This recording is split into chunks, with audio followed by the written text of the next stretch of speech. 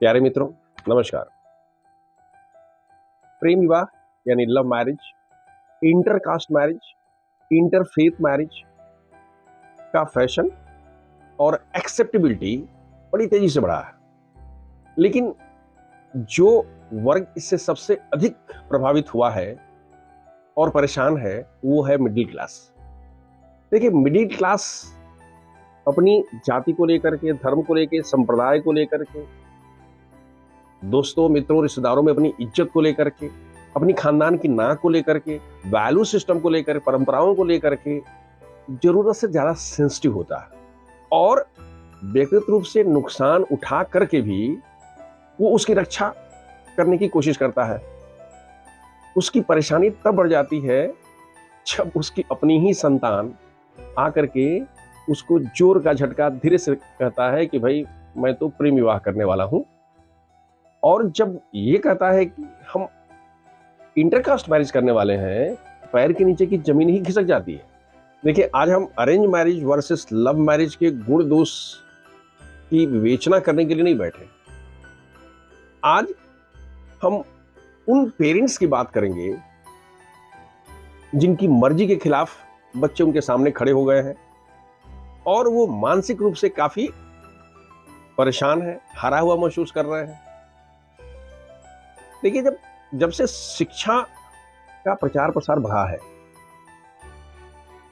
को एजुकेशन आया है, सोशल मीडिया का अपना प्रभाव है, बच्चों को अंग्रेजी माध्यम से पढ़ने की सुविधा मिली है और ये सब पेरेंट्स ने अवेलेबल कराया है, क्योंकि पेरेंट्स का सपना बहुत बड़ा है और होना भी चाहिए। इसका सुपरिणाम ये हुआ है कि बच्चों का सेल्फ कॉन्फिडेंस बढ़ा है। बच्चे पहले की अपेक्षा अधिक मुखर हुए हैं, अधिक प्रोडक्टिव हुए हैं, उनके ड्रीम्स अलग हो गए हैं, एस्पिरेशंस अलग हो गए हैं। अब उन्होंने अपनी राय को खुलेआम व्यक्त करना शुरू कर दिया है, उन्होंने अपना डिसीजन लेना शुरू कर दिया है। और इसी क्रम में जब शादी की बात आती है तो बच्चे अब पुरानी परंपरा के हिसाब से, भाई जो 1946 से लेके और 64 वाले या 65 कह सकते हैं, जो बेबी बूमर्स है, भाई जो हो गया तय हो गया, अब नहीं चलेगा। अब तो बच्चियां कहती हैं, no I don't want to go with this guy. तात्पर्य ये कि बच्चे तो बड़ी तेजी से टेक्नोलॉजी के साथ और टेक्नोलॉजी की तरह बदल गए हैं और हम हैं कि वही पुराना टेप रिकॉर्डर, या अगर हम पुराना जो मोबाइल होता है स्लो चल रहा है, नेट जो है वो 2G 3G में पड़े हुए हैं, बच्चे 5G 7G में पहुंच गए। और यहीं से शुरू होता है दोनों में विरोधाभास की जंग शुरू होती है, डिफरेंस ऑफ ओपिनियन शुरू होता है और फिर पेरेंट्स को यह लगता है कि साहब सब बेकार है, हम बहुत तनावग्रस्त हैं और कहीं कहीं तो पेरेंट्स डिप्रेशन में चले जा रहे हैं। साहब हमने कभी सोचा नहीं था, मेरी बेइज्जती हो गई, पता नहीं क्या क्या। हम इसकी एक एक करके चर्चा करते हैं। देखिए, पहली स्थिति है, हम सिर्फ 2% की बात करेंगे। पहली स्थिति है कि दोनों बच्चे एक दूसरे को स्कूल या कॉलेज के दिनों से एक दूसरे को जानते हैं, उसको अंग्रेजी में डेटिंग बोलते हैं, डेटिंग कर रहे हैं, अथवा दोनों एक ऑर्गेनाइजेशन में कई वर्षों से काम कर रहे हैं। मतलब ये हुआ कि वो उनके लिए कुछ नया नहीं है, ये कोई झटका से नहीं है, बल्कि वो बिल्कुल सामान्य तरीके से चल रहा है। एक दूसरे की समझ है, एक दूसरे के लाइक और डिसलाइक के बारे में उनको जानकारी है, पर्सनल ट्रेट्स के बारे में पता है, दोनों प्रोफेशनली सक्सेसफुल है और फाइनेंशियली इंडिपेंडेंट है। भाई दोनों वर्जीनिया में काम कर रहा है और पिताजी लड़की ढूंढ रहे हैं यूपी और बिहार की। ये तो नहीं चलेगा ना। उस स्थिति में एज ए पेरेंट हमारा कर्तव्य है कि भैया आंख बंद करिए, हाँ कह दीजिए और खुश हो जाइए कि बच्चे ने कम से कम एक जिंदगी का अहम जो निर्णय है उसने खुद ले लिया। आपकी कोई जिम्मेवारी नहीं है, बच्चा निर्णय लिया है, जो भी ऊंच नीच होगा, ईश्वर करे कुछ ना हो, लेकिन अगर हो गया तो वो हिमसेल्फ इज रिस्पांसिबल और शी हरसेल्फ इज रिस्पांसिबल। अब एज ए पेरेंट हमको आता है कि अरे सर आप जानते नहीं है, हमारे भाई की बच्चियां हैं, उनकी शादी में परेशानी होगी, रिश्तेदार नातेदार सब क्या बोलेगा, ये क्या बोलेगा, वो क्या बोलेगा, लोग क्या कहेगा। अरे भाई, जमाना कहां से कहां चला गया। और दूसरी बात यह है कि आप डुगडुगी लेकर के सबको क्यों बता रहे हैं? आप चुपचाप, भाई बच्चे ठीक ठाक हैं तो आप उनका क्या कर लीजिए, कहीं पैलेस, बड़ा होटल, रिसॉर्ट बुक कर लीजिए, दोनों परिवार के लोग जाइए, लिमिटेड लोग रहिए, शादी कर लीजिए और पार्टी दे दीजिए। और आजकल तो ग्रैंड पार्टी के लिए लोग डिजिटल कार्ड देता है, डिजिटल कार्ड में लोग देखता ज्यादा है, पढ़ता कम है, और उसमें पूरे मरे हुए खानदान का नाम देने का क्या जरूरत है? अच्छा सा बनवाइए जिससे कुछ पता नहीं चले, सिर्फ लड़का लड़की का नाम हो और डेट पता चल जाए कि भाई पार्टी यहां है, हो गया। और ये दोनों पक्ष कन्फाइन कर दे। अब लोगों को अंदाजा लगाने दीजिए, आप कुछ हाँ हाँ घुमाते रहिए, जब तक लोग पार्टी खा के निकलेगा सब भूल जाएगा। किसी को कोई टाइम नहीं है और किसी के पास कोई मतलब नहीं है। लोगों की चिंता मत करिए। और अगर आप कहीं तालाब में तैर रहे होंगे तो हाफ पैंट पहनिए या स्विमिंग सूट बनवाइए, बच्चों के साथ उनके यहाँ जाइए और पति पत्नी दोनों क्या करिए, स्विमिंग पूल में नहाइए, एंजॉय करिए, फोटो खिंचवाइए, फिर ऊपर डालिए। तात्पर्य ये, हाँ ये भी हो सकता है कि अगर दो बच्चे एक दूसरे को चाहते हैं, काफी दिनों से चाहते हैं, और एक बच्चा बहुत सक्सेसफुल है, दूसरा उतना नहीं है, फिर भी वो दोनों एक दूसरे से शादी करना चाहते हैं, आपको क्या दिक्कत हो सकती है भाई? अगर आपको कुछ नहीं करना है, बच्चे की पसंद है और उसने वादा किया है कि जन्म जन्म हम साथ निभाएंगे, तो आप क्यों परेशान है? वो 10 साल का प्यार है, उसको पुष्पित पल्वित होने दीजिए। देखिए, असली परेशानी जो दूसरी स्थिति है उसमें होती है, जब लड़का या लड़की बाबूजी की गाड़ी में बाबूजी के पैसे से पेट्रोल डलवा करके और rose day, propose day, chocolate day, teddy day, promise day, hug day, kiss day और वैलेंटाइन डे यानी बर्बाद डे, जब इसके चक्कर में पड़ता है और कहता है कि भाई हम तो शादी करबे करेंगे और हम बिल्कुल ही करेंगे, मतलब कमाना धमाना कुछ नहीं, लेकिन जो मोहब्बत का बुखार है इतना तेजी से चढ़ गया है, तो इसके लिए वजह पेरेंट्स भी होंगे, आपने खुली छूट दे रखा होगा और पीछे से सप्लाई चेन में कोई कोताही नहीं हो रही होगी। तो भाई आप क्या है, ये आपका क्या हुआ है?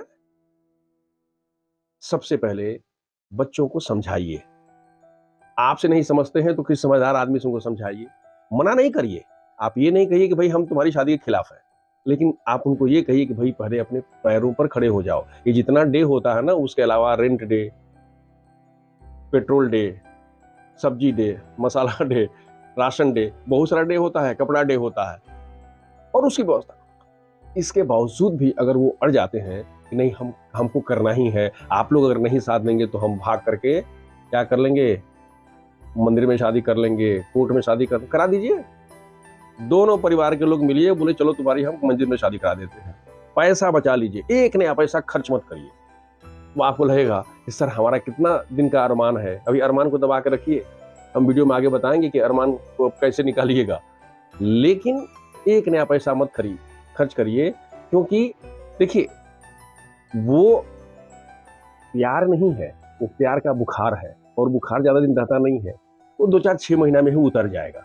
और जब बुखार उतर जाएगा तो फिर वो दोनों लोग आपकी लायबिलिटी बन जाएंगे।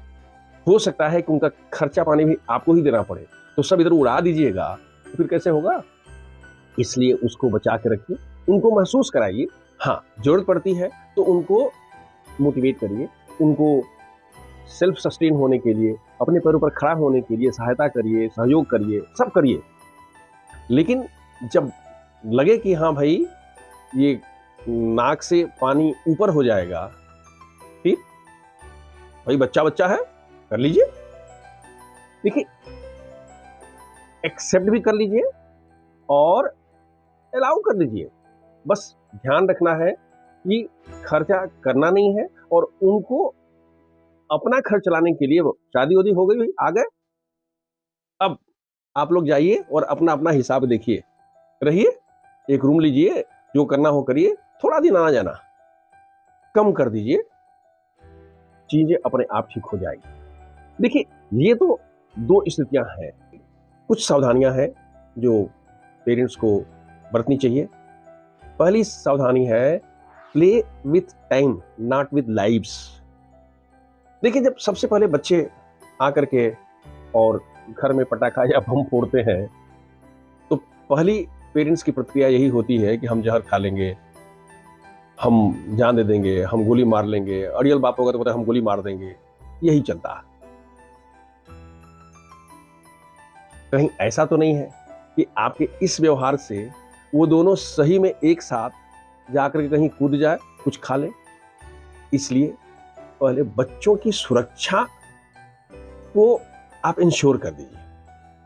और बच्चों को हमेशा लगना चाहिए कि यार इस दुनिया में पूरी खुदाई एक तरफ, और अगर हम जो भी कर रहे हैं तो मेरे पेरेंट्स हमारे साथ रहेंगे। अगर दूसरी बात है कि इस बच्चा शादी प्यार किया है, अपराध तो नहीं किया ना। अरे भाई, ये दो आत्माओं का मिलन है, मोहब्बत हो गई तो हो गई। अब आपके हिसाब से नहीं हुई, आपके पैमाने से नहीं हुई, आपके जाति वाले से नहीं हुई, आपके धर्म वाले से नहीं हुई, तो उसके दिल का क्या करिएगा? इसलिए जब कभी बच्चे आपके पास आते हैं और बच्चे अगर सेटल्ड नहीं है तो टेक योर ओन टाइम। लोग बोलते हैं बाई टाइम, समय खरीदिए। कैसे खरीदेंगे भाई? पहले तुम लोग इतना कर लो। फिल्म में होता था पहले कि तुम इतना कमा के लाओ फिर अपनी बेटी का हाथ में तुमको दे दूंगा। आजकल तो नहीं चलेगा। आप ये कर सकते हैं, भाई पहले तुम परमानेंट हो जाओ, पहले तुम अच्छी सी नौकरी कर लो, तुम लोग सेटल हो जाओ, हम लोग तुम्हारे साथ हैं। हमने हाँ कह दिया। लेकिन अधकचरे जीवन के लिए आप, और ये क्या कर सकते हैं आप, धीरे धीरे करके क्या करें, समय लीजिएगा। सप्लाई कम हो गई, बच्चों को महसूस भी होना हो सकता, और हो सकता है कि उस मोहब्बत के झोंके में कुछ झटके में कर भी ले, मेहनत कर दे, जान लड़ा दे कि भाई हमको उसको पाना है। दूसरा होता है माइंड योर लैंग्वेज।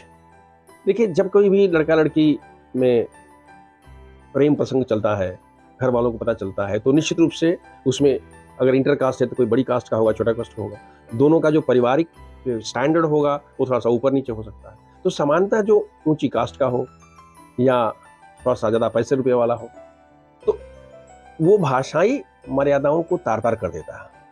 वो कह देगा आप क्या बना कर रखे हैं, आपकी हिम्मत है, आपकी जहाँ तक जितनी ऊंचाई है वहाँ से हम शुरू होते हैं, आप जैसे हमारे घर में नौकर हैं, हम आपको बर्बाद करके रख देंगे, आपके लड़के को ये कर देंगे, उठवा। और ऑनर किलिंग होती भी है, लेकिन हम सामान्य स्थिति में बात कर रहे हैं। अब सोचने की बात यह है कि ये कह करके आप दोनों को क्या मिला, दोनों परिवारों को क्या मिला? क्योंकि तोता मैना तो एक डाल पर तोता बैठे, एक डाल पर मैना, बोलो है ना, बोलो है ना। और आप अंदर आप आपस में क्या कर रहे हैं? वो दो बिल्लियों की तरफ से लड़ाई कर रहे हैं। मत करिए। दोनों परिवार के लोग आराम से बैठिए, मिलिए। आपका जो भी स्टैंडर्ड है, जो भी लेवल है, जो भी थॉट प्रोसेस है, जो भी परंपरा है, उसके साथ बैठिए, एक दूसरे के प्रति सहानुभूति रख के बैठिए और ये करिए भाई हम लोग इसका रास्ता क्या निकालें। क्योंकि अगर उन दोनों ने डिसाइड कर लिया है कि हमको करना ही है, तो आप लोग मेच्योर्ड होकर के इनमेच्योर्ड व्यक्ति की तरफ से क्यों चक्कर में पड़े हुए हैं? देखिए, अगर दूध है तो उसमें थोड़ा सा दही डाल के उसको दही का भंडार बना लीजिए, उसमें नींबू का एक बूंद डाल करके दूध को फाड़िए नहीं, बहुत फायदा नहीं होगा। इसलिए जब दोनों परिवार, इवन बच्चों से भी बात करते समय भाषा और शब्दों का हमेशा ध्यान रखिए। कभी कोई पेरेंट्स कहते हैं कहां से कहां तुम हमारे हो गया, तुम मर जाता। मान लीजिए कि बच्चा सही में कुछ कर ले। और दूसरा है कि जब शादी हो जाने के बाद अगर आपने एक दूसरे के परिवार को कुछ कहा है तो वो जिंदगी भर आप फेस नहीं कर पाते हैं, आपके मन में हमेशा टीस रहती है, वो जिंदगी भर आपके साथ चलेगा। इसलिए भाषा का, शब्दों का, बॉडी लैंग्वेज का हमेशा ध्यान रखिए। तीसरा है ब्रिंग डाउन योर अरमान यानी ड्रीम फ्रॉम आसमान, स्काई। अपने अरमान को अब आसमान से नीचे उतार कर रख लीजिए। सामान्यतः ऐसे लड़के वाले जिनका बेटा सेटल्ड है और इन्होंने अपनी बेटी की शादी में काफी कुछ खर्च किया है, दहेज भी दिया है, ऊपर डायरी में लिख कर रखते हैं कि भाई हमको कम से कम, हमने तो खाली ये बताना ही है, रेफर करना है कि बेटी को हमने ये दिया था, ये दिया था, ये किया था, ये किया था। और उनका जो लगते जिगर है वो दिल के अरमान आंसू में बह गए। अरमान अंदर था और वो पानी नहीं, खौलता पानी ले आके डाल दिया कि आपका जितना भी अरमान धीरे धीरे फुनकी निकल रहा था वो भी झुलस गया कि भाई आप हमसे कुछ उम्मीद मत करिए। मतलब ये हुआ कि अगर आपने बहुत कुछ सोच के रखा है तो अब सब किनारे कर दीजिए। हमने ये सोचा था, हम ये करेंगे, हम वो करेंगे, हमको ये चाहिए था, हमको ये मिल रहा था, भूल जाइए। आपको आपका बेटा अपनी पसंद का ले आके बहू दे दिया, या ये बात लड़की के साथ भी हो सकती है। तो इसलिए accept the way they are और उनके डिसीजन को रिस्पेक्ट करिए। अपने अरमान और फरमान इन दोनों को बिल्कुल किनारे रखिए, क्योंकि वो अब छोटा बच्चा नहीं है, अब वो आपसे बराबर या आपसे अधिक श्रेष्ठ एक व्यक्तित्व है। चौथा है माइंड योर रिलेशंस। अपने संबंधों को संभाल के रखिए, सहेज के रखिए। मैंने कहा था कि अगर बच्चे नहीं सुनते हैं तो उनसे डिस्टेंस बना लीजिए, सप्लाई चेन कम कर दीजिए, ये सब सही चलेगा। आप उनको कहां तक, तालाब तक ले जा सकते हैं, पानी तो उन्हीं को पीना पड़ेगा। मैंने आप जो भी जतन कर सकते हैं करिए। उनको ये समझाइए कि देखो भैया, शादी करना एक चलन है, लेकिन योग्य बन करके शादी करना चैलेंज है। तो तुम ये बेटा चैलेंज स्वीकार करो, या बिटिया तुम चैलेंज स्वीकार कर लो और फिर करो, हम तुम्हारे साथ हैं।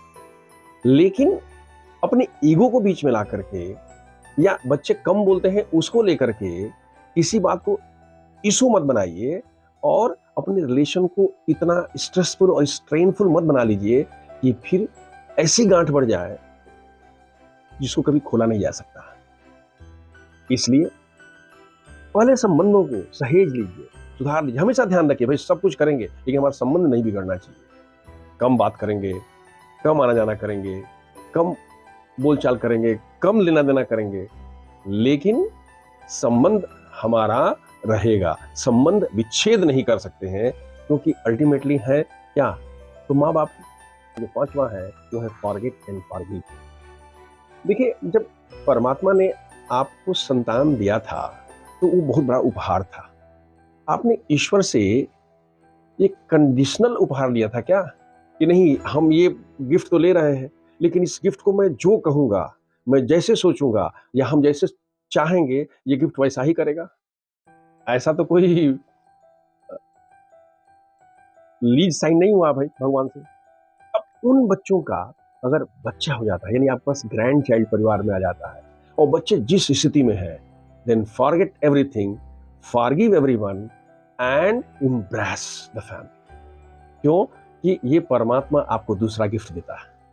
ये परमात्मा आपको याद दिलाता है कि ये पाप नहीं है, ये दो आत्माओं का मिलन है, इन्होंने प्रेम किया है, सम्मान करिए और लीजिए। हम आपको एक जीने का, खुश होने का, नाचने का, गाने का, हम आपको एक जरिया दे रहे हैं। मित्रों, हम जानते हैं कि प्रैक्टिकली हम जिस समाज में रहते हैं उस समाज में इस तरह की बातें पढ़े लिखे समाज में चल सकता है, लेकिन जो ग्रामीण अंचल है वहां थोड़ा सा मुश्किल है। इसके बावजूद भी हम अपनी और अपने बच्चों की खुशी और सुरक्षा और आनंद को इंश्योर तो हम ही को करना पड़ेगा। और एज ए पेरेंट हमको एक बात हमेशा ध्यान रखनी चाहिए, बच्चे हमारी जमींदारी नहीं है, जिम्मेदारी है। तो अगर हम जितने भी बड़े इज्जतदार हों, अगर हम थोड़े समझदार हो जाएंगे तो अपनी जमींदारी को ठीक से जिम्मेवारी समझ करके और निर्वहन कर लेंगे। बाकी चूंकि आपके बच्चे बड़े बड़े हो गए हैं कि वो खुद शादी करने के लिए या तो उत्साहित हैं या कर रहे हैं या डिसाइड कर लिए हैं, तो फिर आपकी मैच्योरिटी को हम चैलेंज नहीं करते। लेकिन ये मेरा थॉट प्रोसेस था, जो हमने लोगों से बात किया, हमने जो डाटा कलेक्ट किया, अपने पुराने स्टूडेंट्स से मैंने बात किया, जो मेरे मन में विचार आया हमने आपके सामने प्रस्तुत कर दिया। आप इसमें कुछ जोड़ घटा सकते हैं। चलते चलते हम बहुत खुश हैं कि हमारे चैनल को काफ़ी लोग सब्सक्राइब कर रहा है, लोग कमेंट कर रहा है, सैकड़ों कमेंट्स आते हैं, हम जवाब भी देने की कोशिश करते हैं। अगर आपने मेरे चैनल को अब तक सब्सक्राइब नहीं किया है तो प्लीज़ इस वीडियो को लाइक करिए, चैनल को सब्सक्राइब कर लीजिए, और आपको लगता है कि हाँ ये कुछ काम की बात है तो इसे दूसरे लोगों को भी प्रेषित करें, ताकि हम और हमारी टीम आपके इस क्रियाकलाप से प्रेरित भी हो, उत्साहित भी हो, और अपना स्नेह और प्यार हम पर बनाए रखें। इसी प्रार्थना के साथ सर्वे भवन्तु सुखिनः, सर्वे सन्तु निरामया, सर्वे भद्राणि पश्यन्तु, मा कश्चित् दुःखभाग् भवेत्।